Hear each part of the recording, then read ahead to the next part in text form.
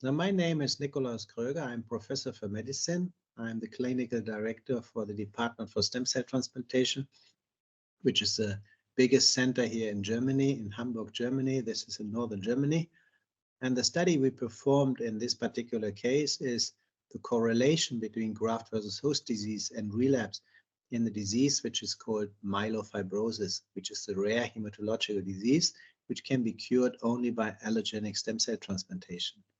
Otherwise, the patient, usually they have a different life expectancy, but those patients with a life expectancy less than 5 years, for instance, they are recommended to undergo allogeneic stem cell transplantation. So allogeneic stem cell transplantation is a replacement of the complete hematopoietic system by a healthy hematopoietic system. This is not so easy because with the hematopoietic system, you transplanted also a new immune system.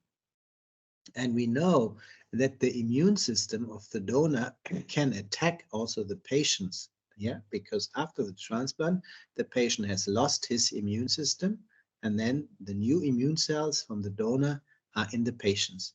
And because they are not 100% identical, like identical twins, for instance, then these new immune cells can attack the patient's healthy body. And this is called graft versus host disease. And this affects mainly skin, but also gut and liver.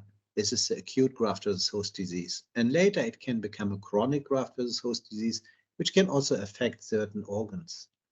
So, and we know this is a complication after stem cell transplantation, which patients are afraid of.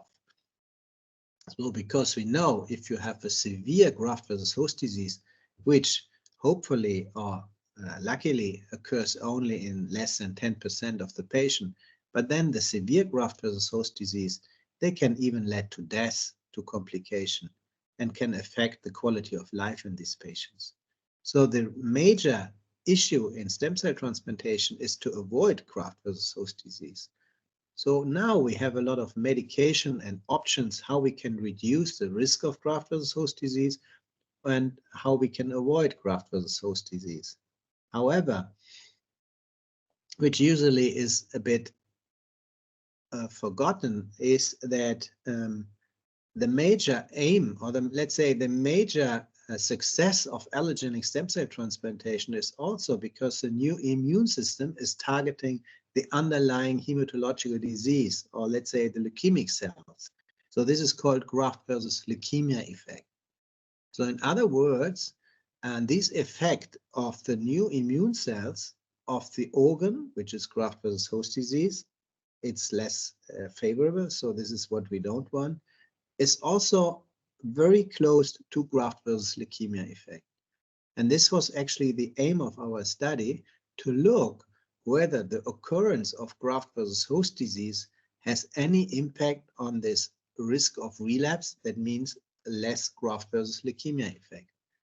And we could confirm what others did before, that in this particular diseases, in those patients who experience, let's say, a mild graft versus host disease, which does not affect the quality of life substantially and is not as dangerous as severe graft versus host disease, those patients have a lower risk of relapse than those patients who did not experience any graft versus host disease.